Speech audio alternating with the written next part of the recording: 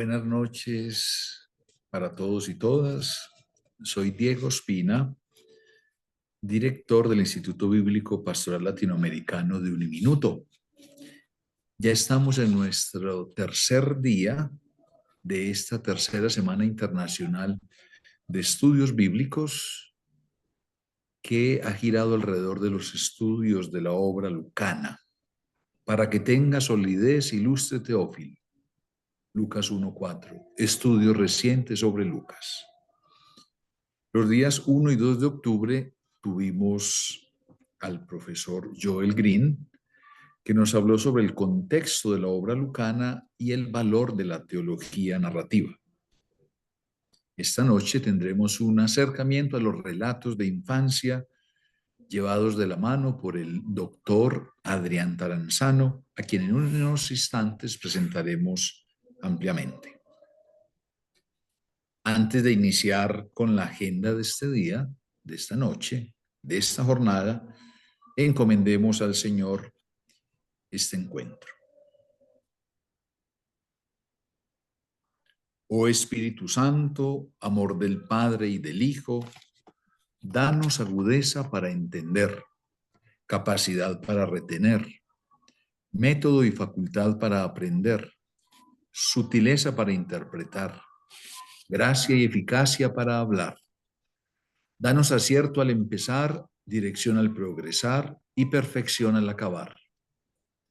Que esta jornada de estudio bíblico esté plena de tu dulce y santa compañía, para que los frutos que obtengamos de ella nos permitan seguir siendo sembradores del reino donde quiera que estemos. Amén. El orden que llevaremos, el orden del día, la agenda para este encuentro académico es el siguiente. Primero, ponencia académica a cargo del profesor doctor Adrián Taranzano. Segundo, sesión de preguntas y reacciones. Tercero, síntesis de la jornada a cargo del profesor padre Humberto Aristizábal, docente del Instituto Bíblico Pastoral Latinoamericano en la carrera de Ciencias Bíblicas. Damos entonces inicio a esta jornada con la ponencia del doctor Adrián Taranzano, haciendo una breve presentación del profesor que hoy nos acompaña. Profesor Adrián, con alegría lo recibimos. El doctor Adrián es argentino, doctor en teología por la Universidad Ludwig Maximilian de Múnich en Alemania. Es licenciado, magíster en exégesis bíblica por el Instituto Pontificio Bíblico de Roma, y en ambos centros europeos se ha graduado con la máxima calificación académica. Además, en Alemania recibió el premio por la mejor disertación o tesis en el 2015. Desde hace años estudia la figura y vida de Jesús desde el punto de vista histórico. Actualmente es colaborador científico en la universidad donde se graduó en Alemania y a su vez es profesor en la Universidad Católica de Valencia en España. Entre sus publicaciones se destacan los relatos de nacimiento de Jesús, los orígenes del Mesías de Israel, dichos oscuros de Jesús, el futuro trinitario de la promesa, en diálogo con la escatología de Jürgen Moltmann, y el artículo Ante el misterio del sufrimiento, un acercamiento a partir del himno cristológico de la carta a los Filipenses. Profesor Adrián, es un gusto conocerlo y tenerlo entre nosotros. Tiene usted la palabra. Lo escuchamos. Bueno, muchas gracias, Padre Diego. Una alegría para mí poder estar con cada uno de ustedes en el contexto de esta celebración. 25 años, ¿verdad? 25. Del Instituto Bíblico Pastoral, en realidad, bueno, de la Universidad Minuto de Dios. Bueno, para mí es una enorme alegría. Agradezco la invitación en su persona, la persona del padre Fidel Oñoro, decano de la facultad, y el agradecimiento también a Alejandra por toda la comunicación que ha posibilitado que esta noche, bueno, un poco trasnochado aquí desde España, pero con mucha alegría puedo compartir esta pequeña aportación a la reflexión sobre la obra lucana. En estos días hablaba con un colega y le decía, transmitía, digo un par de palabras antes de comenzar, que de una manera especial con la obra de Lucas, todos somos aprendices, ¿no? Por más años que llevemos en el estudio, siempre es una obra que nos desafía, siempre es una obra de la cual podemos aprender, descubrir nuevas facetas, de manera que agradezco no solamente la invitación, sino agradezco el espacio para que tantos amigos, hermanos, colegas latinoamericanos puedan a través de estas jornadas zambullirse desde diversas perspectivas en esta obra tan fascinante y tan significativa en nuestro siglo. Bueno, con su permiso voy a compartir pantalla para que podamos ir siguiendo la exposición. Ustedes me dirán si se puede ver. Sí, se está viendo. Bien.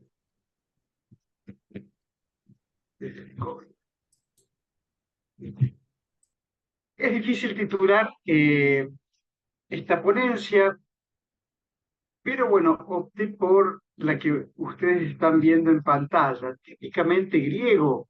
Una pregunta. Y simplemente querría compartir con cada uno de ustedes algunas observaciones, un par de puntos sobre el relato lucano del nacimiento de Jesús, ¿no? Cuando estudié en Alemania, se nos insistía mucho en la necesidad de, en cualquier ponencia, brindar al comienzo el esquema de la exposición, la organización, de manera que los participantes, los oyentes, pudiesen saber por dónde iba a ir el hilo conductor de la exposición. Pero en este caso opté por evitar esa liderazgo, esa precisamente porque, ya que hablamos de un teólogo narrativo como es Lucas, intentaré llevar esta presentación como una especie de narración. Espero que pueda ser comprensible, me lo dirán en la sesión de preguntas, pero bueno, es mi intención ir desarrollando los contenidos a modo de un relato. Espero que pueda lograrlo y espero que podamos de alguna manera disfrutar del paisaje lucano, no tanto por lo que vaya a decir, sino por lo que eventualmente mis palabras pueden evocar o pueden recordar acerca de lo que este evangelista nos presenta. Y dicho esto, me gustaría comenzar con una afirmación. Se puede decir que los dos únicos relatos neotestamentarios que encontramos en el canon, relatos del nacimiento de Jesús, son tan distintos e irreconciliables entre sí que si nosotros quitáramos los nombres de Jesús, María y de José, de ambos relatos, de Mateo y de Lucas, daría la impresión de que están relatando cada uno el nacimiento de dos figuras distintas. De una manera gráfica, podemos ejemplificar, podemos ver lo dicho a través de estas expresiones. El relato dramático de Mateo con esta descripción de la persecución, de las condiciones crueles que presenta el evangelista, la necesidad de huir, con aquella pacífica, con aquella imagen bucólica de Lucas en el propio. Dos relatos que no podemos armonizar. Voy a desarrollar y voy a mencionar algo más al respecto. Esta afirmación que acabo de hacer podría haber sonado más que sospechosa para aquella interpretación tradicional que sostenía la historicidad sin matices de los evangelios canonizados. Así, por ejemplo, en la Constitución dogmática Dei Verbum, los padres conciliares afirmaban de manera casi tajante y con pocos matices que los evangelios son históricos.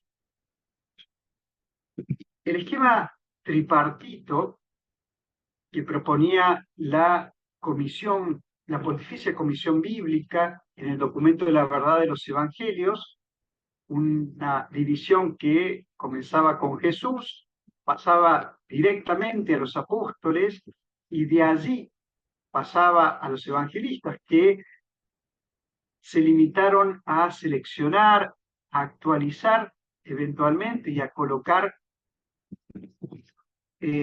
algunas aportaciones relacionadas con la comunidad.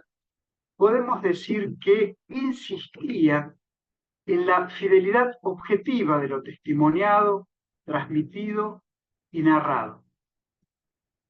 Sin embargo, en un paso gigantesco, si me animaría a calificarlo, la inspiración y la verdad de la Sagrada Escritura, otro documento de la misma comisión, pero 50 años más tarde, va a reconocer las grandes diferencias de los dos relatos entre sí. Perdón, no sé si se escucha bien. Sí, profesor, se escucha perfecto. Bien, gracias. Me parecía que me estaban enviando algún mensaje contrario. Bien. Decía entonces, 50 años después, este otro documento de la misma comisión, por supuesto con otros expertos, reconocía las grandes diferencias de los relatos entre sí y destacaba la naturaleza teológica de los evangelios, en la que los elementos históricos que encontramos tienen una función subordinada. Aquí, si yo fuese más perito, más capacitado en las nuevas tecnologías, habría podido desarrollar alguna presentación más adecuada. Bueno, perdonad, he hecho lo que he podido, simplemente creo que se puede constatar a través de estas dos imágenes cuál es la diferencia en estas dos maneras de interpretar.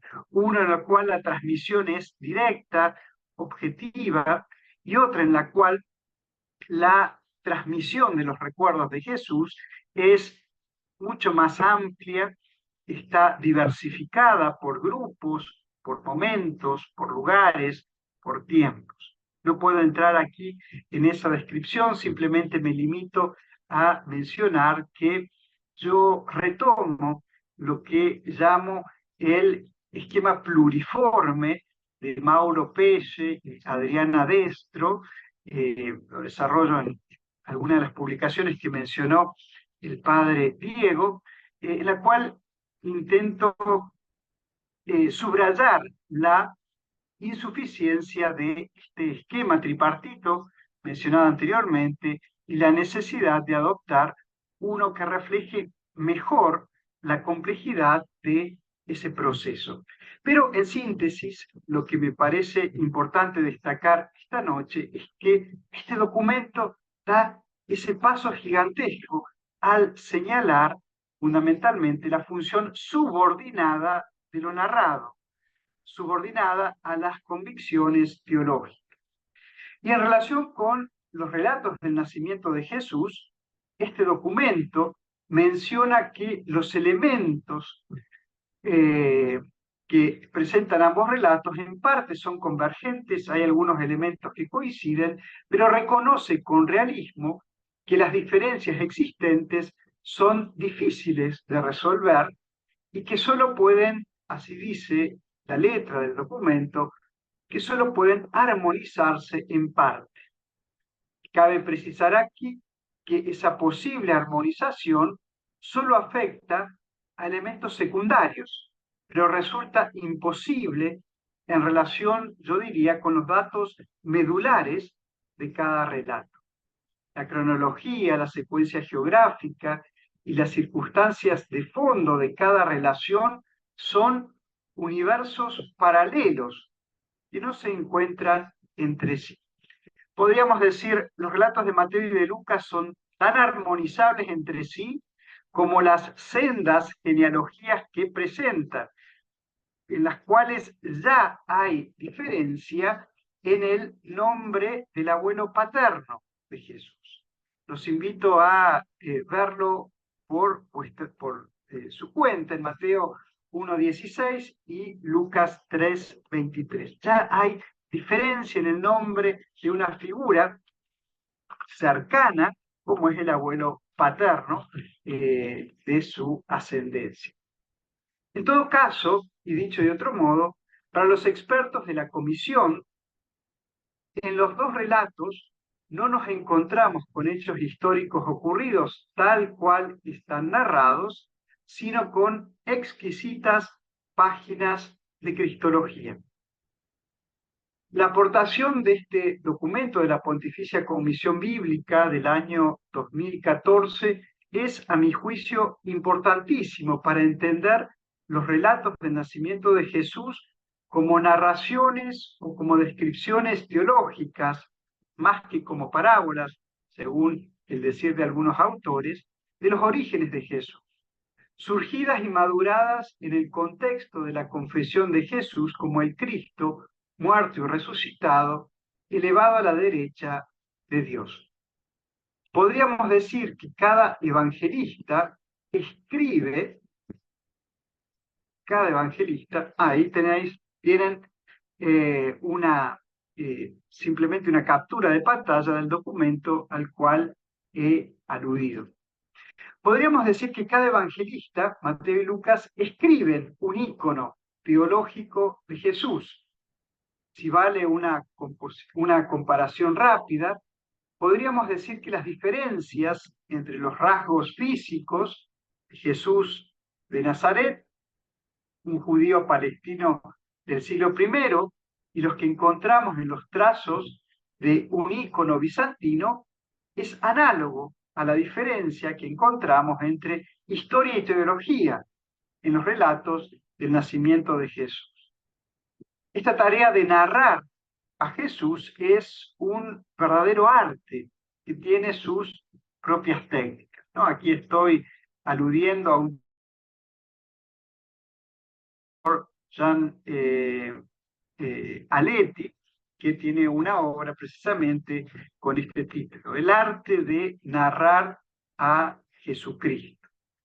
Bueno, lo que quiero decir en síntesis es que cada evangelista narra, escribe su ícono de Jesús con sus propias características. Ahora bien, cabe la pregunta, ¿cómo escribe Lucas su ícono de Jesús? Uno de los recursos más claros que podemos encontrar en su obra es la síncresis, es decir, la comparación, un fenómeno definido como típicamente griego. La comparación con Juan Bautista, quien llegará a presentar como un pariente cercano, abre la lista de una serie de vidas paralelas, características de la pluma de un autor que la tradición ha identificado con el nombre de Lucas. Ello, entre otros tantos elementos, lo ha situado en el mundo de los autores grecorromanos, y ello no está desvinculado de la postura tradicional que ve en Lucas a un gentil, a un converso de origen pagano o, en todo caso, a un temeroso de Dios. Sin embargo, nos faltan estudios que ubican a Lucas, autor del Evangelio, o autores, no vamos a entrar aquí en ese debate, a la obra y a la cristología que reflejan dentro del judaísmo, within Judaism. Ello no tiene solo como consecuencia ver en el autor o en los autores a un judío y no a un gentil o a un pagano convertido, sino que también y ante todo implica esta nueva manera de comprender la obra lucana dentro del judaísmo, implica renunciar a una distinción que de alguna manera estaba al origen de la postura tradicional. Me refiero a una distinción totalmente neta entre judaísmo y helenismo, entendidos como realidades puras o como dos mundos absolutamente paralelos o incomunicables. Hoy se habla con razón de la necesidad de ubicar el mundo del Nuevo Testamento en el contexto de un judaísmo helenizado, es decir, los dos términos profundamente vinculados, o, como se suele también describir, dentro del judaísmo de época helenística, evidenciando así que las influencias, las relaciones y los contactos son innegables. Está en un evangelio tan judío como el primero del canon, el Evangelio de Mateo, encontramos la terminología de soma y psique, cuerpo y alma, para describir la realidad humana. Lo podemos ver en Mateo 10, 28. Con esto no quiero decir que sea exactamente igual, sino que simplemente ejemplifico esta relación recíproca. Y en el círculo de los 12 discípulos de Jesús tenemos nada más y nada menos que nombres griegos, como Felipe y Andrés, ¿no? Todo esto para decir que no es posible separar tan arbitraria y ficticiamente judaísmo por un lado, helenismo por otro. Quizás un ejemplo significativo de esta situación pueda verse en el hecho de que en la mismísima Jerusalén había judíos y sinagogas de lengua griega. Podemos encontrar en el relato lucano del nacimiento de Jesús elementos que nos permitan ubicarlo within Judaism, dentro del judaísmo, es decir, dentro de aquel judaísmo de época helenística, o simplemente tenemos que considerarlo como la obra de un griego erudito. Una exploración detenida de los diversos elementos del relato lucano permitiría ofrecer un cuadro amplio de la temática y consentiría fundamentar con detalle la tesis que quiero esbozar en esta comunicación. El mundo lucano del relato del nacimiento de Jesús está empapado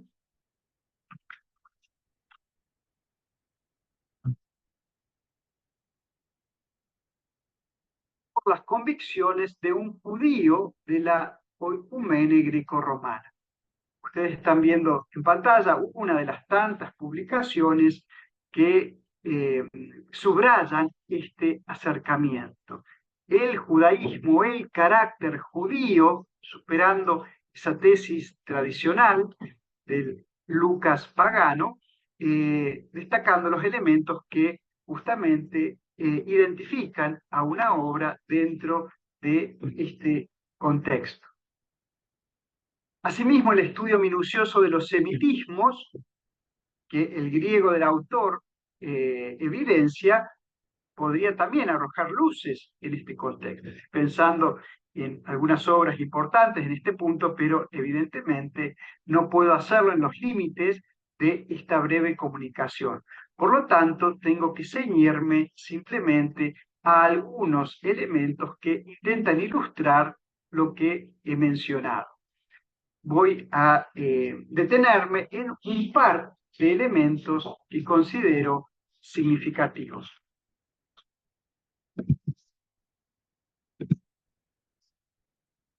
Están viendo en pantalla una imagen que evidentemente ya nos coloca en los primeros capítulos de la obra. El mensajero divino. El relato lucano se abre con una escena majestuosa en el templo de Jerusalén en tiempos de Herodes, rey de Judea.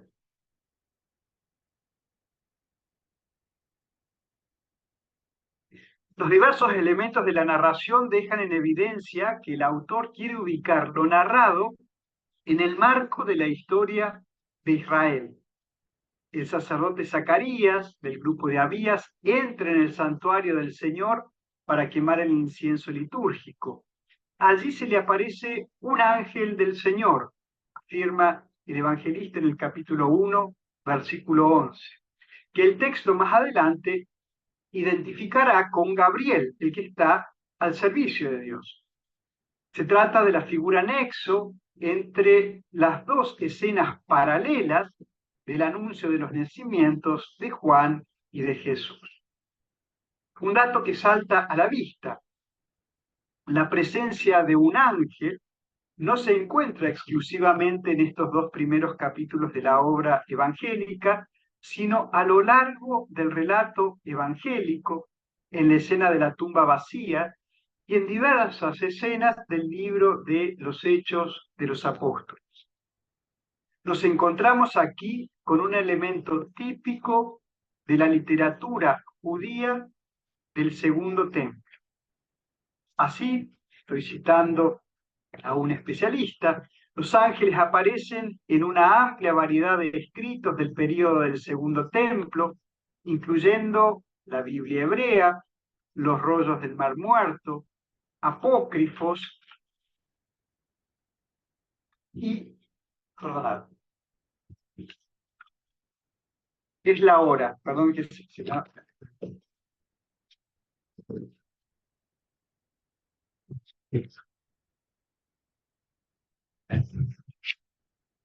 Parte de la Biblia hebrea, apócrifos, pseudoepigráficos, así como también en otros textos neotestamentarios y en escritos cristianos primitivos. Teológicamente, la noción de ángeles ha servido como un medio para resolver el problema de la trascendencia de Dios, como una explicación posible para el mal en el mundo y como ejemplos a imitar para la transformación de seres humanos en el más allá. En la escena con Zacarías, el autor del relato ubica a un ángel del Señor a la derecha del altar del incienso. Esta ubicación del mensajero expresa su dignidad especial.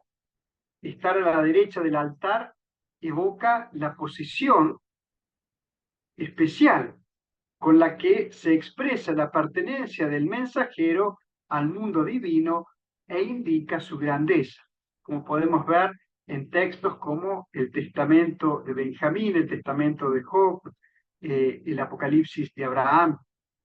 No se trata de un detalle menor, dado que en otros textos ese lugar a la derecha se atribuirá al mismo Jesús. El sobresalto de Zacarías corresponde con la dignidad celeste del mensajero que se le presenta y se puede decir que es típico de los relatos de manifestaciones divinas en la literatura bíblica. Encontramos en el libro de Tobías, en el libro de Daniel, lo encontramos en el libro de Enoc, por ejemplo, e incluso se encuentra en libros o en textos no bíblicos, como en Cicerón. Los elementos típicos del género de anuncios de nacimiento, atestiguados tanto en textos bíblicos como en griegos, ubican el relato en un mundo literario conocido en la antigüedad. Encontramos en Homero o en Heródoto.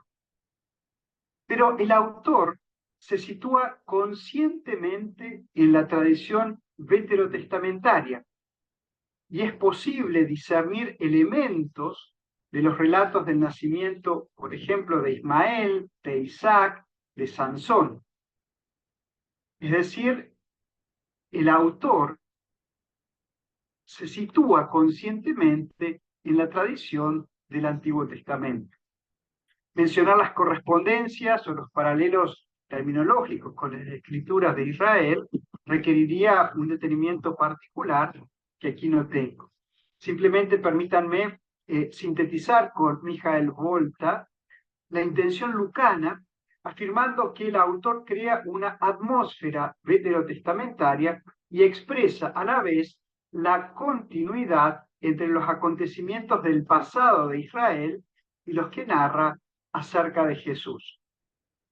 Si la tradición más antigua de los recuerdos de Jesús comenzaba con la predicación de Juan el Bautista, el autor se remonta hasta el anuncio de su nacimiento y lo presenta ampliamente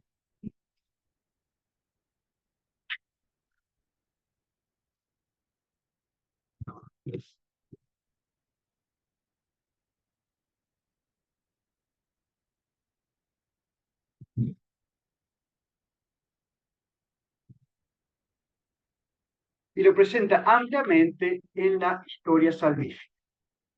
Lo vincula con Elías, una figura importantísima de Israel y de su expectativa escatológica. También la literatura paracanónica está llena de testimonios de esta espera.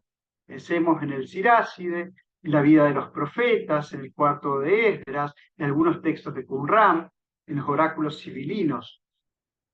La vinculación de Juan con la figura esperada de Elías sugiere que ha comenzado el tiempo del cumplimiento de las expectativas cultivadas en Israel. Como respuesta a la pregunta o duda de Zacarías, que dicho sea de paso, se expresa casi literalmente en la versión griega del Antiguo Testamento, casi literalmente con las mismas palabras de Abraham, cuando se dirige a Dios en el capítulo 15, cuando Dios le hace las promesas. Aunque no tengamos presente la gramática griega, simplemente de manera visual podemos ver que la formulación es prácticamente idéntica. El interlocutor celeste fundamenta lo anunciado anteponiendo su propio nombre. A diferencia del evangelio judío de Mateo, el tercer evangelio refiere explícitamente el nombre divino del mensajero. Se lo presenta con la autoridad de Gabriel, un nombre que, como sabemos, significa fuerza de Dios, y que en la angeología judía es uno de los arcángeles o ángeles del trono. Es el nombre, por ejemplo, que aparece en la así llamada visión de Gabriel, esa enigmática inscripción en piedra, y que se formula precisamente en primera persona. Yo, Gabriel. Están viendo en pantalla una imagen de esta inscripción sumamente interesante, discutida también por los expertos y analizada, pero un descubrimiento arqueológico que evidencia la importancia de esta figura durante este periodo. El nombre que el evangelista, a diferencia del evangelio, entre comillas, judío de Mateo, pone en evidencia. Según algunos textos, como el Enoc etiópico, los arcángeles son 4, o en algunos son 7. Se encuentran los ángeles en la presencia inmediata de Dios. Por ejemplo, lo podemos ver en el documento de Qumran, en algunos documentos de Qumran. Participan de la santidad y de la gloria divina. Son los ángeles de la presencia o de la faz, puesto que ven el rostro de Dios, tal como podemos encontrar en el libro de los Jubileos, el Testamento de Leví, ecos que encontramos también en el Evangelio de Mateo, es decir, en textos judíos del período del Segundo Templo. Entre los textos canonizados del Primer Testamento, el nombre de Gabriel se encuentra solo en el libro de Daniel, y lo encontramos también en la literatura enóquica y qumránica. En la versión griega de la vida de Adán, Gabriel, junto con Miguel, Uriel y Rafael, envuelven el cuerpo de Adán en una sábana y lo embalsaman para poder darle así sepultura. Los ángeles pueden ser presentados como aquellos que acompañan a los que han muerto hacia el más allá, algo que también encontramos reflejado en el relato de Lucas en el capítulo 16. Como bien se ha observado, si los seres humanos deben viajar hacia el más allá, o si incluso, como podemos encontrar en algunos textos, de alguna manera se transforman en ángeles, adquieren una condición sobrehumana, es lógica que los ángeles actúen como acompañantes en ese camino. Un aspecto importante que podemos mencionar de toda esta teología de los ángeles que encontramos en la literatura es que figuras humanas pueden adquirir en ese proceso de transformación en el más allá cualidades angelomórficas y se convierten así en figuras mediadoras. Espero poder ser claro por este punto. Dentro de ese mundo tan rico y tan sugerente de la literatura del Segundo Templo, donde los ángeles tienen una función especial y pormenorizada, encontramos también que figuras humanas adquieren rasgos angélicos y en ese sentido se convierten también en figuras mediadoras.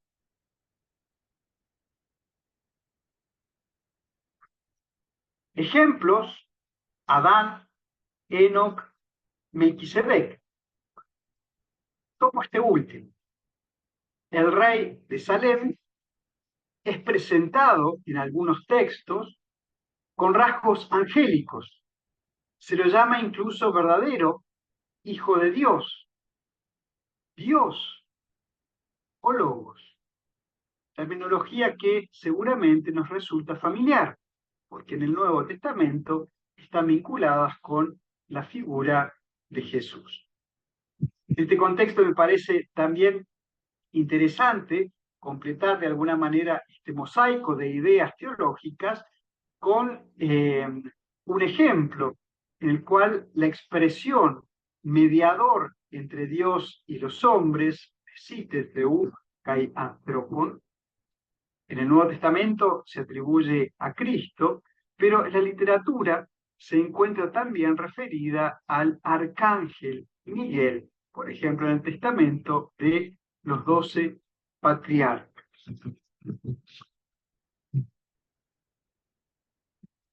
Hasta aquí he mencionado algunos elementos de esta rica presencia de ángeles en la literatura judía del Segundo Templo, un elemento que es nexo en el relato de Lucas, y he subrayado esta dimensión de la transformación de figuras humanas en el más allá, figuras que adquieren rasgos angélicos.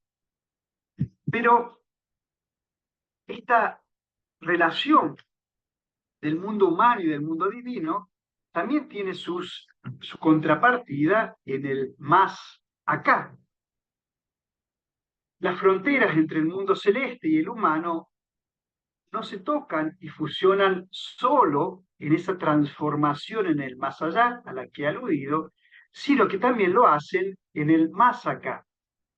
En las páginas bíblicas encontramos la narración de la unión de los ángeles con las hijas de los hombres, y ello explica, por ejemplo, que en el primer libro de Enoc, Lamec tenga temor de que su hijo Noé no sea en realidad hijo suyo, sino de su mujer y un ángel.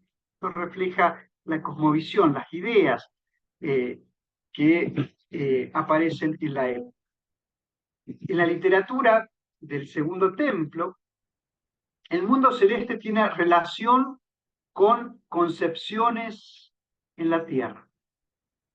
Lo repito, en la literatura del Segundo Templo, este mundo celeste, el mundo divino, el mundo angélico, tiene relación con concepciones en la tierra.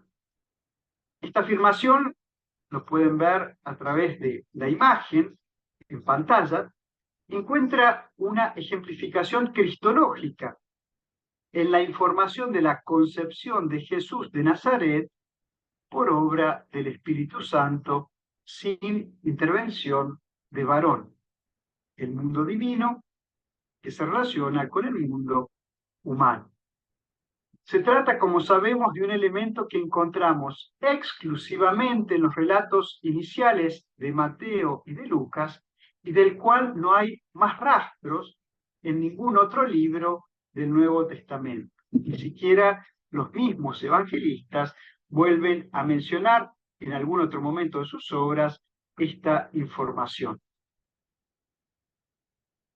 No rara vez se ha considerado un ejemplo evidente de la incorporación de un mito o de un motivo pagano común en la literatura antigua, y que en los relatos del nacimiento de Jesús sirve para destacar la trascendencia de la figura de Jesús. Seguramente más de una vez se ha escuchado, se ha leído o se ha seguido alguna ponencia en la cual se entiende, se interpreta este elemento, la concepción virginal de Jesús, como un elemento pagano en los relatos evangélicos. John Mayer, seguramente conocido, apreciado, valorado y llorado por todos, hace poco tiempo que ha fallecido, creo que es uno de los autores más importantes sobre la figura histórica de Jesús. En su obra Un judío marginal, él se distancia de esta interpretación, es decir, la idea de la concepción virginal de Jesús como un elemento pagano, se distancia con claridad, pero en este contexto, este autor fascinante, a quien le debemos por generaciones uno de los estudios más agudos sobre la figura histórica de Jesús, en este contexto él dice, no podemos conocer cuál fue su origen preciso. Es decir, no es un elemento pagano, como se suele escuchar y repetir de una manera quizás a veces poco fundamentada, pero no podemos saber a ciencia cierta de dónde proviene este elemento, esta información, cómo nació esta idea.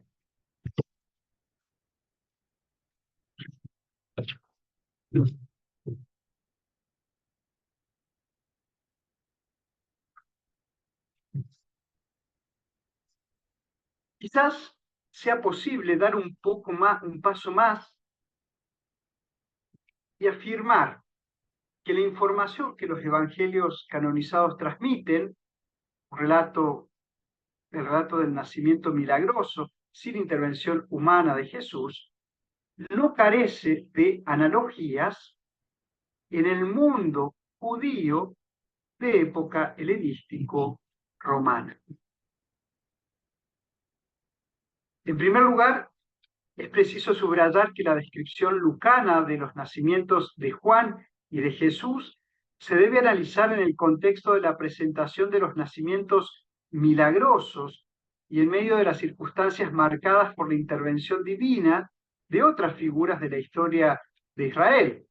A mencionar un ejemplo, ustedes lo están viendo en pantalla, además de los relatos veterotestamentarios en los que hay diversas formas de intervención divina, en el escrito conocido como Vida de los Profetas del primer siglo de nuestra era, tanto el nacimiento de Elías como el nacimiento de Eliseo estuvieron rodeados de milagros. Pero además podemos vincular especialmente los datos lucanos con aquellos que encontramos en una obra muy importante, que es el libro eslavo de Enoc, conocido también como Segundo Enoc, en relación con el nacimiento milagroso de Melquisedec.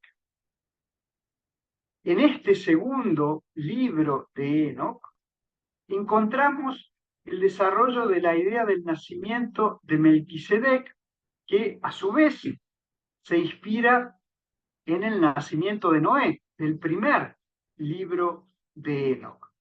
Sin embargo, en el segundo libro de Enoc se da un paso más en relación con la figura del rey de Salem, del sacerdote rey de Melquisedec. Podemos leer el texto. Encontrándose Sopanima ya en edad avanzada, concibió el día de su muerte en su seno, sin que Nir hubiera dormido con ella,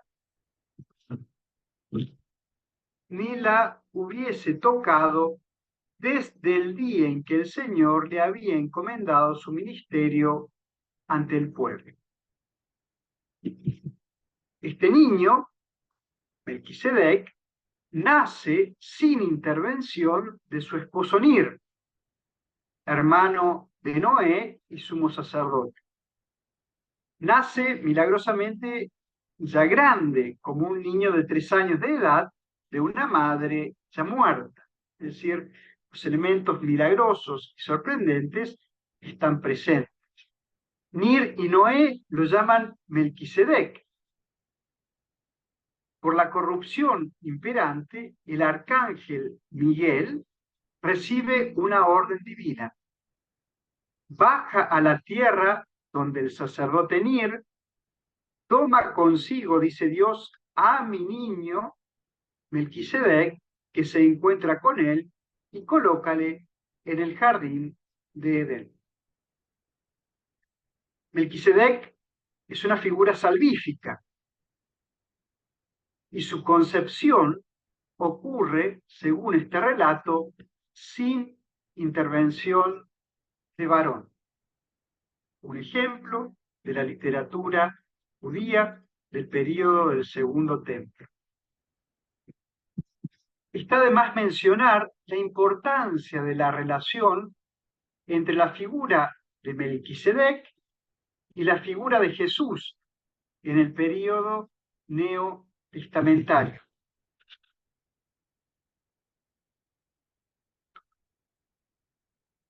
La influencia de ideas, motivos y cosmovisiones de círculos enóquicos en las teologías del Nuevo Testamento es un fenómeno reconocido por diversos especialistas y, a mi juicio, ha resultado decisivo en las primeras elaboraciones cristológicas, es decir, las ideas de círculos enóquicos, la manera de describir, de presentar, de comprender, tienen una relación, es preciso determinar, con la elaboración de la cristología.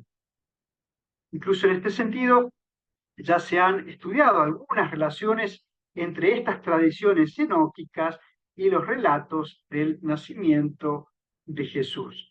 Pienso especialmente en una obra editada por 2 grandes especialistas, Gabriele Boccaccini y Lorenz Stuckenbrook. No faltan intérpretes que consideran que esta idea de la concepción milagrosa de Melquisedec se relaciona con la interpretación del Salmo 110, versículo 3.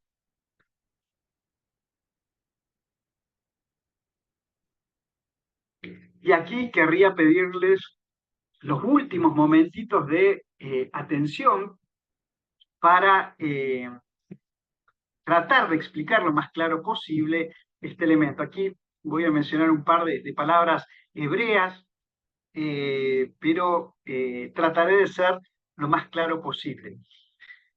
¿Qué dice el Salmo 110 en el versículo 3? Lo primero que tenemos que decir es, depende en qué versión se lea, ¿no? Si nosotros tomamos nuestra Biblia, vamos a encontrar que tiene una determinada formulación, mientras que si leemos la versión griega de ese mismo versículo, encontramos otra manera de expresarlo.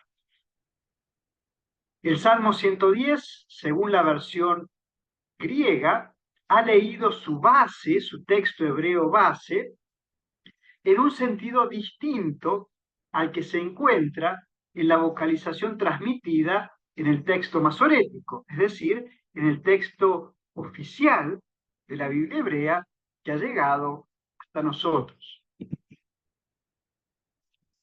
Mientras que el texto hebreo, siguiendo la vocalización masoreta, se refiere al seno y menciona el rocío, dice el texto hebreo, de tu juventud, y alduteja. La versión griega leyó desde el seno y antes de la aurora te engendré. Y elidetija. Aunque no sepamos hebreo, las palabras que he puesto entre paréntesis, si se puede leer con atención, tienen las mismas consonantes, pero cambian las vocales. La traducción de los 70 leen Yelitija, te engendré, en lugar de la vocalización del texto hebreo tradicional, tu infancia. Y lo lee de esa manera, según los especialistas, probablemente por la influencia del Salmo segundo, en el versículo 7, que tiene la misma forma, pero que en el texto masorético dice, efectivamente, Yeliditija, te engendré. Una aclaración importante, en hebreo, como sabemos, en el estadio más antiguo del texto no encontramos una vocalización. La vocalización, o mejor dicho, la expresión gráfica de la vocalización es posterior. Aquí los 70 encuentran esta palabra y la leen de acuerdo a la formulación del Salmo 2:7, en la cual la expresión significa te engendré. La vocalización de este texto posterior de los masoretas leen con otras vocales de tu juventud. Aquí simplemente para que podamos tener una idea de este fenómeno. Las mismas consonantes, pero diversas vocales, diversa vocalización, ¿no? Aunque no sepamos hebreo, podemos ver que los puntitos abajo son distintos. Bueno, ese cambio de puntitos es un cambio de vocalización y por lo tanto un cambio de forma. Aquí viene todo esto. Alguno de ustedes podrá decir, ya me perdí, no sé a qué apunta. Bueno, espero sintetizarlo en los 2 minutitos que me quedan de la exposición. La especulación sobre la concepción de Melquisedec sin intervención de varón se puede explicar en relación con la interpretación de este Salmo 110, leído desde la afirmación del Salmo 2:7. De esa manera, el yo te engendré del Salmo 2 se pasa a ser, en el contexto del Salmo 110, yo te engendré desde el vientre antes de la aurora. Quien lo engendra es Dios desde el seno. La idea de una intervención divina en el nacimiento de Melquisedec. El Salmo 110 ha tenido una enorme influencia en la interpretación y explicación de otra gran figura. No hace falta que diga el nombre, pero ustedes están viendo en pantalla la imagen de Jesús de Nazaret. El mismo Salmo que permite la especulación sobre la concepción milagrosa de Melquisedec es uno de los salmos que ha tenido una enorme influencia en la cristología del Nuevo Testamento en general y de la obra lucana en particular. Aquí se podría debatir también el texto o el salmo que cita Lucas en la escena del bautismo. Aquí hay una variante textual muy importante porque una de las variantes es precisamente una cita del Salmo 2:7, a diferencia de otras versiones que tienen un texto de Isaías, ¿no? Sería interesante indagar sobre ese punto, pero el tiempo no me lo permite. Simplemente querría subrayar la relación entre ambas figuras, la relación, la manera de presentar a ambas figuras, los recursos que se utilizan también en la descripción de cada uno de ellos. Si es legítimo formular la hipótesis de posibles explicaciones de los desarrollos teológicos, cabría pensar en un ambiente o circunstancias semejantes en las que el uso del Salmo 110, de manera análoga al uso que se hace en relación con Melquisedec, haya podido gestar y dar a luz la concepción del nacimiento milagroso de Jesús que acomuna a Mateo y a Lucas. No me atrevería a afirmar con Gabriele Boccaccini que el relato del nacimiento de Melquisedec está simplemente repropuesto en las narraciones canonizadas del nacimiento de Jesús. Es decir, no me atrevería a hablar de una dependencia literaria directa. Las evidencias de una tal dependencia deberían ser contundentes. Yo más bien prefiero pensar en un entorno cultural religioso análogo y en procedimientos exegéticos semejantes, especialmente de la mano de la interpretación del Salmo 110, que permitieron desarrollar la idea de una concepción divina también en Jesús, análogamente a lo que encontramos en las especulaciones sobre Melquisedec.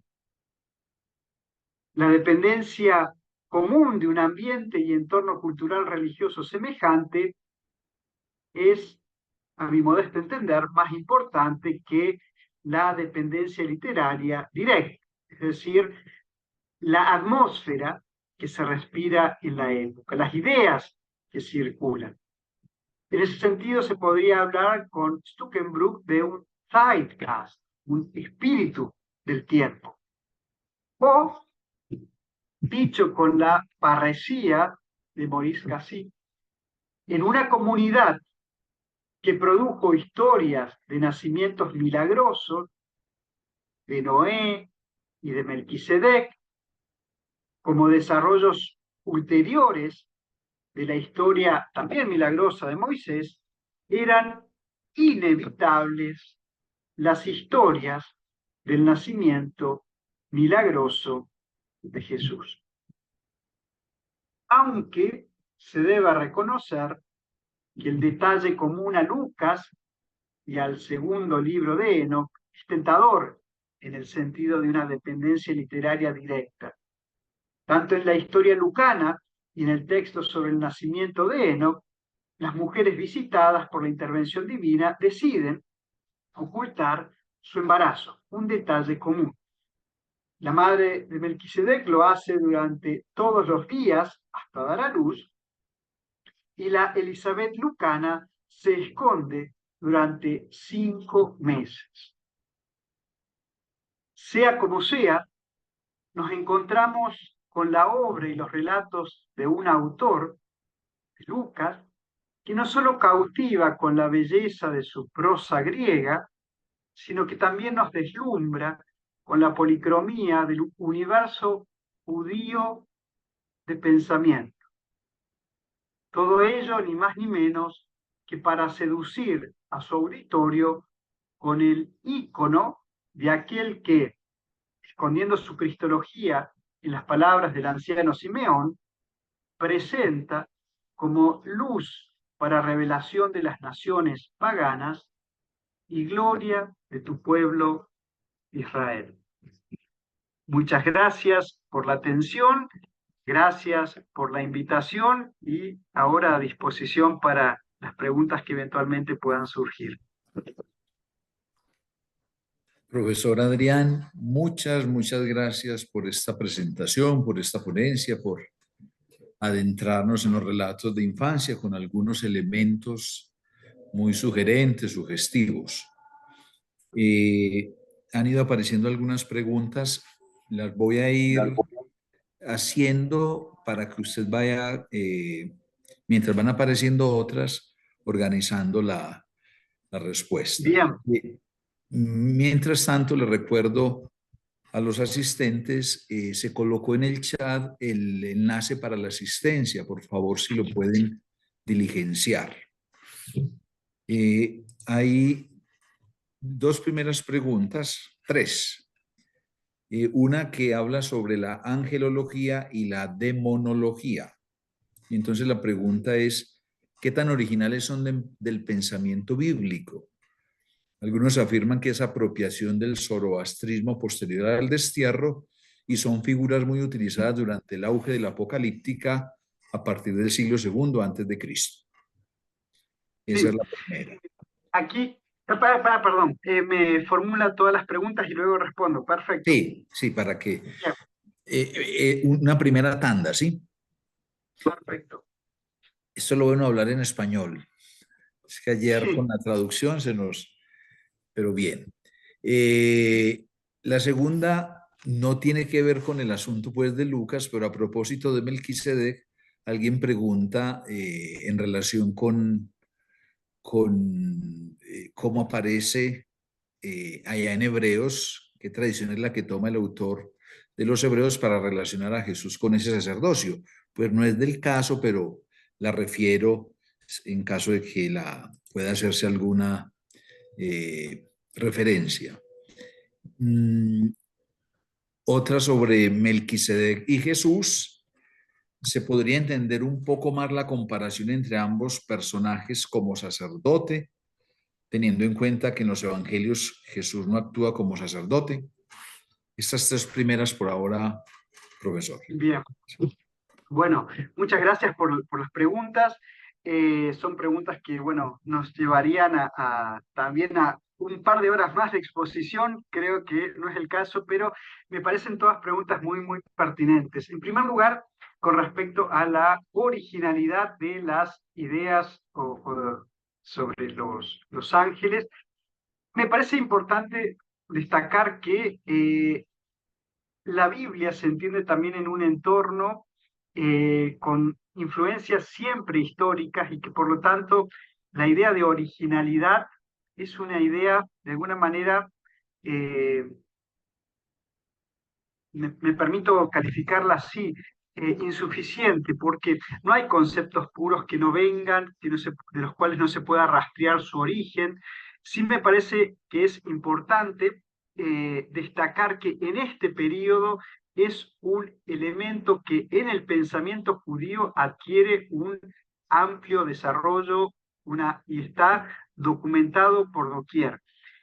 Ciertamente se puede identificar el origen en ideas anteriores que se han mencionado en la pregunta. Hay ciertamente estudios que siguen el rastro hacia atrás del origen, la influencia. Creo que son estudios sumamente importantes y que nos permiten ver cómo originalmente en el pensamiento de Israel no hay un rol tan marcado, ¿no? De hecho, en muchos textos es Dios mismo el que obra. En la traducción, por ejemplo, de la 70, con el paso del tiempo, esa acción de Dios va a estar presentada a través de la figura no de sí mismo, sino de un ángel, ¿no? Es decir, allí vemos también un desarrollo. Sí es posible identificar esos orígenes, rastrear esos orígenes, que son, por supuesto, también muy importantes. No hay que hacerlo buscando la idea o no de la originalidad. Creo que en un mundo que está interconectado, siempre las influencias están presentes, ¿no? Lo que sí me parece importante destacar es que en este periodo es un elemento no secundario del pensamiento judío. Los ángeles están por doquier en la literatura de este periodo. La otra pregunta era en relación con Melquisedec. Si me la puede repetir. Bueno, entonces hay dos sobre Melquisedec. Una, la relación entre Melquisedec y Jesús podría hacerse en términos de la comparación de ambos personajes como sacerdotes, sabiendo que Jesús no actúa como sacerdote en los evangelios. Y si a propósito de Melquisedec en los hebreos, en la carta de los hebreos, en el texto de los hebreos, se podría saber de dónde se toma esa tradición. Bien, creo que retomando un poco lo que presentaba al comienzo, esta idea de las transmisiones múltiples de diversos grupos, en distintos momentos, en diversas épocas, con diversos intereses, podemos ver la vinculación de Melquisedec y Jesús desde el punto de vista del sacerdocio es una de esas concreciones. Y aquí la pregunta es si Jesús no actuó como sacerdote. Claramente Jesús en el Nuevo Testamento no es presentado en los sinópticos como sacerdote. Sin embargo, ello no impide que las especulaciones de esta figura, al igual que la de Melquisedec, vayan por los intereses de determinados grupos en esa dirección, ¿no? Lo que sí me parece importante es destacar la relación entre ambas figuras. Creo que aquí se podrían hacer hasta tesis doctorales, ¿no?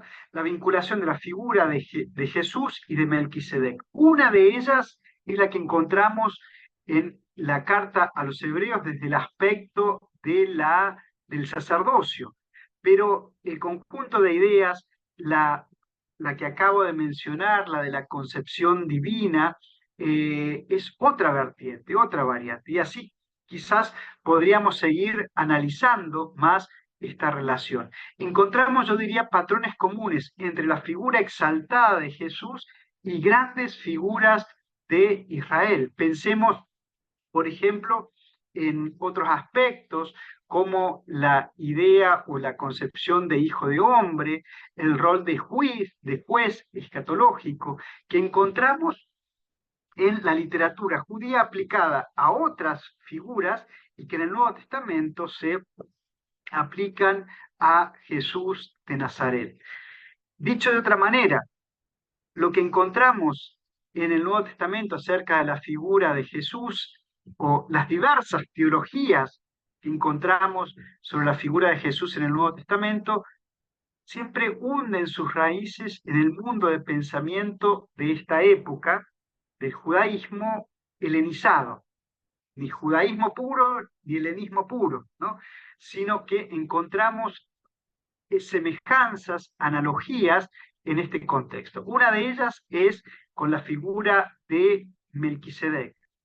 Otra podemos pensar con la figura de Elías, de Enoc. Es decir, hay procedimientos interpretativos aplicados a Jesús, análogos a los aplicados en la literatura a otras figuras importantes, que se convierten también en mediadores por el rol importante que han realizado y por la especulación que se ha seguido de ellos. No sé si respondo mínimamente a lo que se ha formulado. Sí podemos decir que hay un ambiente en el cual las especulaciones siguen determinados patrones, utilizan determinadas imágenes, utilizan concepciones que de alguna manera, dentro de una rica policromía, pero que de alguna manera son comunes, ¿no? El mundo del Nuevo Testamento y las cristologías del Nuevo Testamento refleja ese universo. Yo he citado, por ejemplo, el título Mediador entre Dios y los hombres, aplicado a un arcángel, en un texto del Segundo Templo que en el Nuevo Testamento se aplica a Jesús. ¿Para qué? Para mostrar esa relación. Otra relación es la que presenté en relación con el nacimiento, la figura de Jesús y Melquisedec. Otra relación bajo otro aspecto, la carta a los hebreos, ¿no? Independientemente, con esto creo subrayar algo de la pregunta, independientemente de la historia concreta de Jesús de Nazaret. ¿Por qué? Porque encontramos que en la producción literaria del Nuevo Testamento, la teología abraza la historia, ¿no? O colora la historia, o la historia, como dice el documento citado anteriormente, va a tener siempre un rol subordinado, ¿no? Es decir, en el Nuevo Testamento no encontramos simplemente a través de las diversas corrientes la presentación de la historia o de la vida histórica de Jesús, sino desarrollos teológicos, muchas veces servidos de ideas o de narraciones presentadas como historias.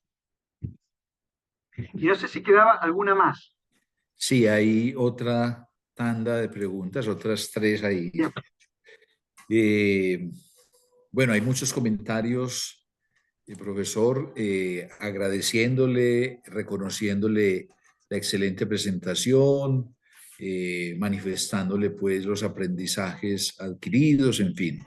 Entonces ahí están. Y algunas otras tres preguntas, algunas afines. Adicional a las motivaciones de Mateo y de Lucas y de las comunidades a las que escriben, ¿qué otra razón puede haber para que los relatos de infancia sean tan disímiles en los dos evangelios? Una segunda muy conectada es esa fuente de la que bebieron, que luego se podría pensar en esa fuente común de la que bebieron y que luego se le hacen todos los ajustes y se le coloca ¿cómo se llama eso?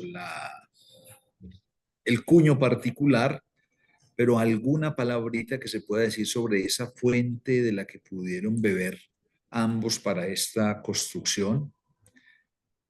Y tercera, es un comentario, pregunta, ¿por qué la mayoría de los católicos se le dificulta aceptar que los relatos de infancia son más teológicos que históricos?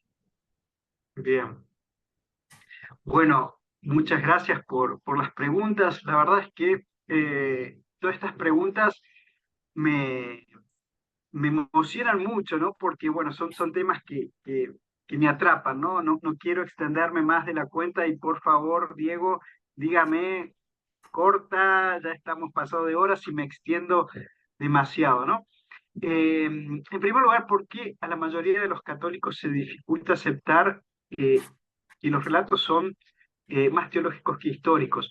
Yo diría que en realidad es una dificultad compartida por un mundo más allá del catolicismo, ¿no? Pienso, por ejemplo, en hermanos evangélicos en los cuales decir lo que acabo de decir quizás implicaría, bueno, más que un enojo, ¿no? Más que un enojo, ¿no? ¿Y por qué cuesta? Y porque ha predominado una interpretación que identifica, entre otras cosas que podríamos decir, identifica la inspiración con historicidad.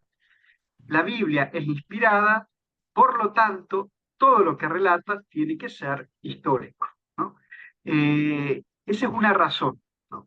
Se considera que si se cuestiona la historicidad de algunos relatos, entonces se está cuestionando la Biblia, como si no existieran géneros literarios, modos de comprensión, modos de expresión, expresiones metafóricas, un largo etcétera, ¿no?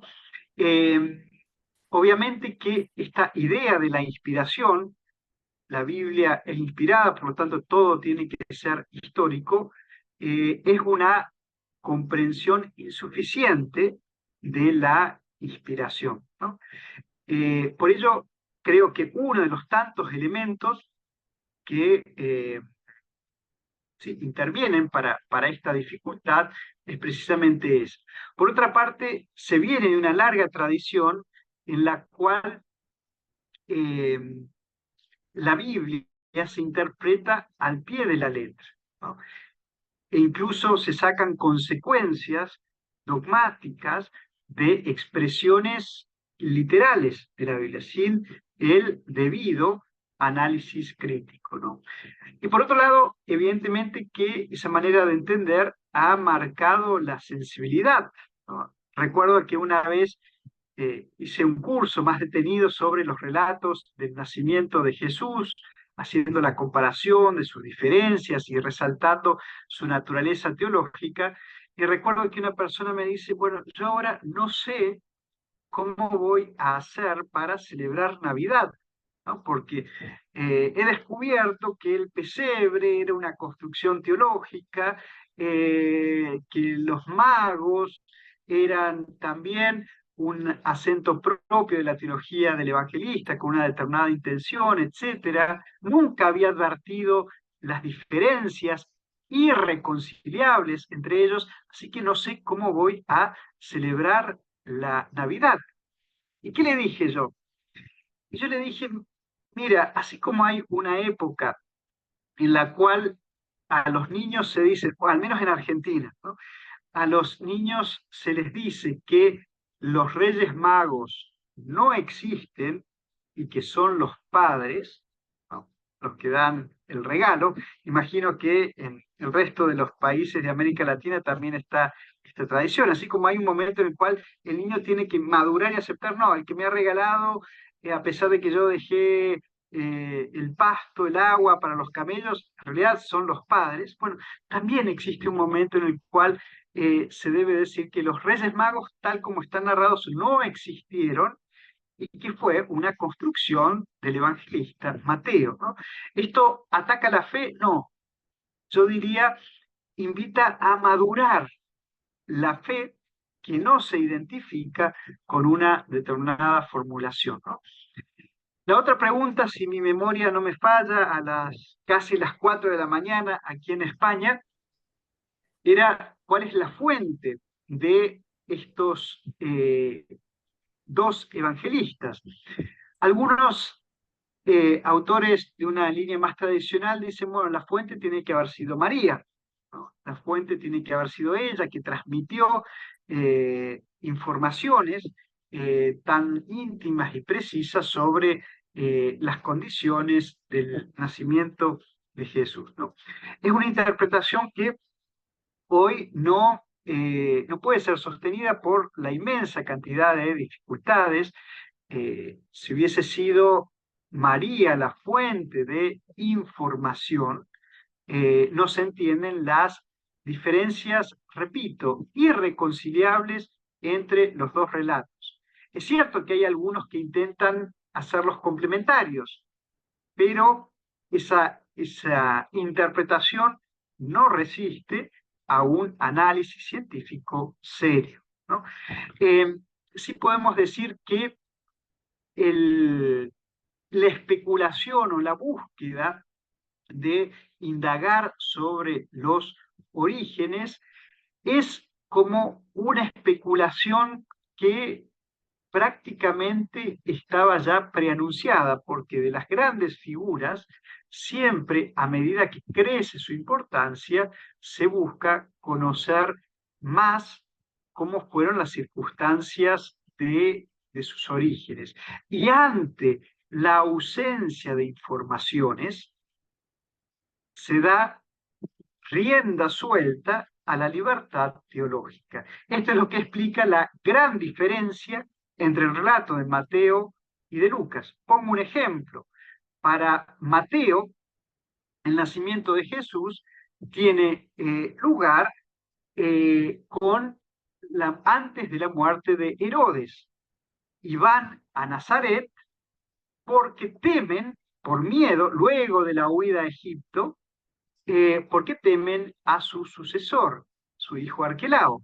Para Lucas, en cambio, Jesús nace en contexto del censo, el censo que es no solamente posterior a Herodes, sino también posterior a Arquelao mismo, al sucesor. Es decir, para Mateo vuelven y van a Nazaret por miedo a Arquelao. Para Lucas van a Nazaret con ocasión del censo, que es posterior a Arquelao, es decir, ocasionado por la destitución del sucesor de Herodes. Y van a Nazaret en Lucas porque era su lugar de origen, mientras que para Mateo Nazaret es un lugar de emergencia, ¿no? Una decisión de último momento. En Lucas era el lugar de origen. Es decir, los relatos en sí mismos son irreconciliables. ¿Por qué? Porque no había informaciones fehacientes sobre el nacimiento de Jesús, que como tradición surge en un momento posterior. La tradición más antigua comenzaba con el anuncio de Juan el Bautista.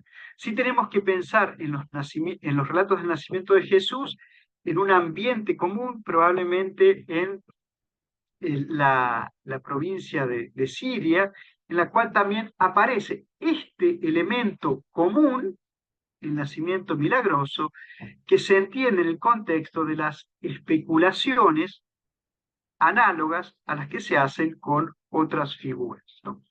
No sé si he respondido a la pregunta o si me ha quedado algo en el Solo, tintero.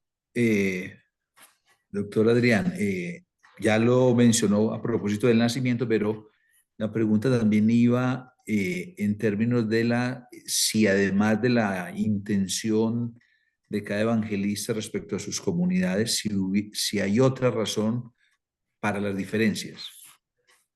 Bien, la razón para las diferencias creo que es la ausencia de una tradición establecida. Esto permite una gran libertad. Yo mencioné también como comparación las genealogías. Comparemos las genealogías. Dos genealogías que si quitáramos el nombre de Jesús parecen ser las genealogías de dos personas distintas. No hay datos vinculantes de la tradición, sí la intención común de indagar sobre los orígenes de esta figura que hoy se ha convertido en el centro de la fe, y por lo tanto hay una intención común, pero hay una ausencia de una tradición establecida, y por lo tanto las comunidades son creativas, ¿no? A la hora de gestar su presentación de la figura. Cada una, por supuesto, desde sus acentos propios.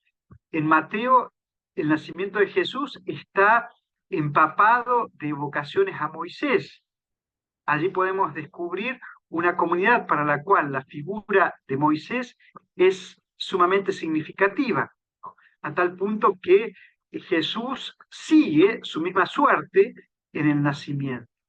En el caso de Lucas encontramos acentos totalmente diversos, encontramos, por ejemplo, a un José que obedece el decreto romano, a diferencia de la sublevación histórica de Judas el Galileo.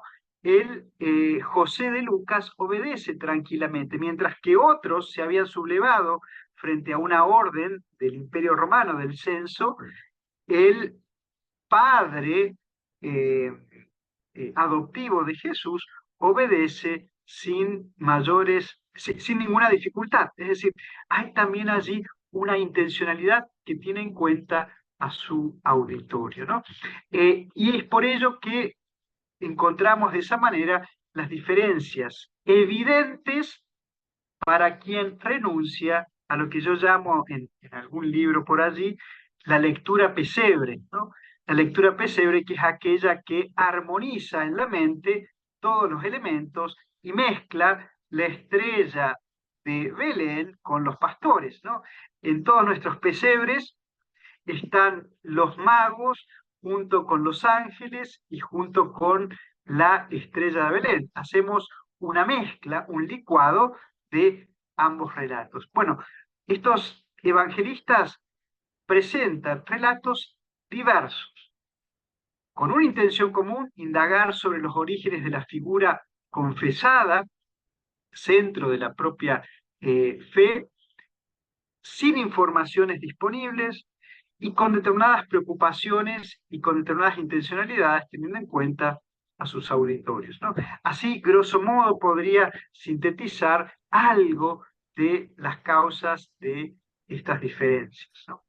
Yo me permito simplemente, para quien esté interesado en este tema, hay, bueno, hoy muchísimas publicaciones sobre la comparación de los relatos del nacimiento de Jesús. Uno de ellos es el libro de Borg y Crozat, que tiene también un lenguaje sumamente claro, ameno. Por supuesto, sigue siendo importantísima la obra de Raymond Brown, El nacimiento del Mesías, pero es una obra que tiene cerca de 1000 páginas, ¿no? Por tanto, es un libro que requeriría al menos un semestre de lectura. Esta otra obra, la que acabo de citar, también con un lenguaje muy ameno, La primera Navidad se llama, puede ser muy útil para evidenciar, por supuesto, estas diferencias que solamente son problemáticas para quien cree que la Biblia es histórica o cree sin matices que la Biblia, que el Nuevo Testamento presenta hechos brutos, ¿no?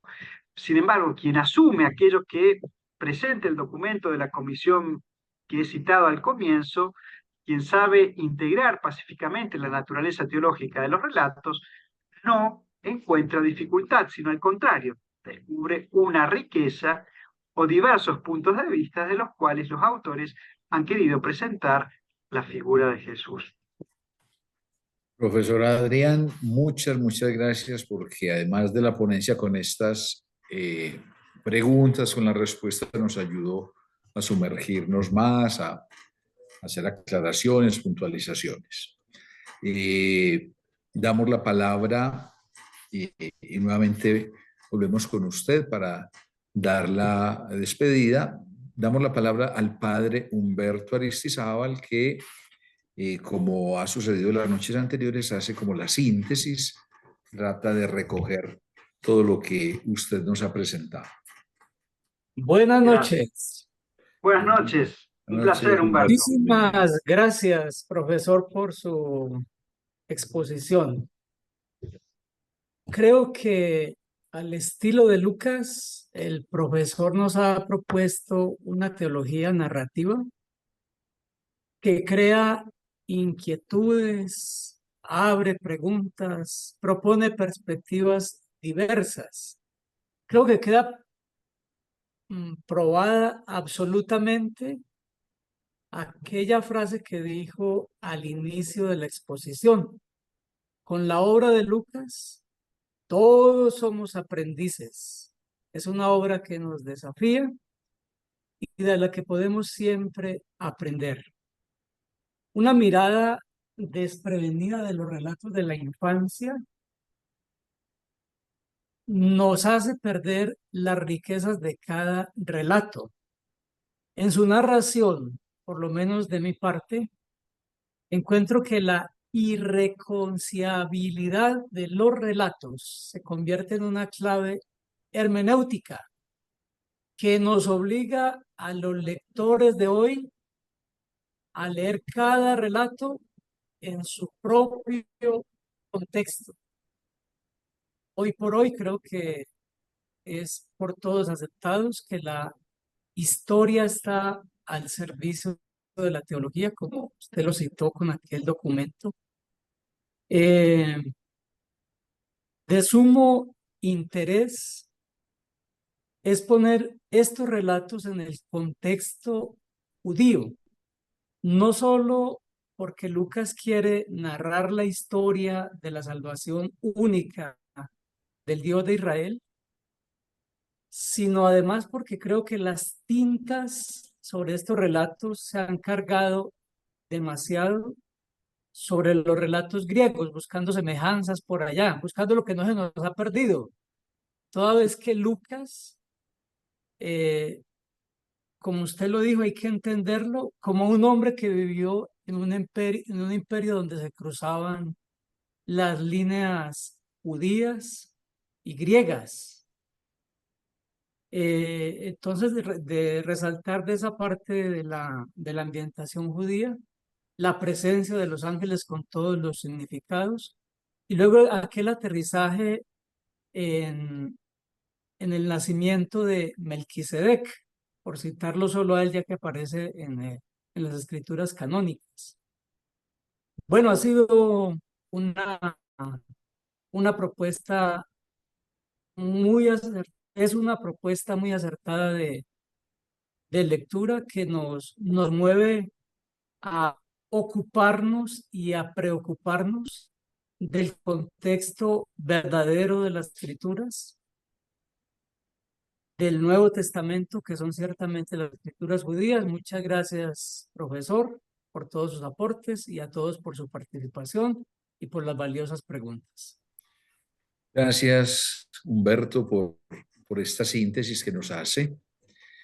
Bueno, llegamos al final de esta tercera jornada en la que el profesor Adrián Taranzano nos ha hecho sumergir en los relatos de infancia. Obviamente, pues es muy difícil recoger en el tiempo que teníamos, trabajar todos los elementos, pero con los que nos colocó de manera sugerente, sugestiva, creo que hemos tenido una muy buena inmersión. Profesor Adrián, muchas gracias. Muy agradecido soy yo, gracias Diego, gracias Humberto, gracias al Fidel, gracias a Alejandra, gracias a cada uno de los que están presentes. Disculpen por allí, quizás la hora española ha impedido que pueda por allí estar un poco más despierto, ¿no? Los 50 años no vienen solos, ¿no? Pero bueno, he tratado de hacerlo de la manera más amena posible. Les agradezco de todo corazón, no solamente por esta invitación, sino fundamentalmente por el servicio que realizan a América Latina, por estos 25 años que imagino han sido sumamente fecundos, difíciles, especialmente en nuestros contextos. Abrir horizontes no suele ser tan fácil, por ello la felicitación es doble o triple o cuádruple, ¿no?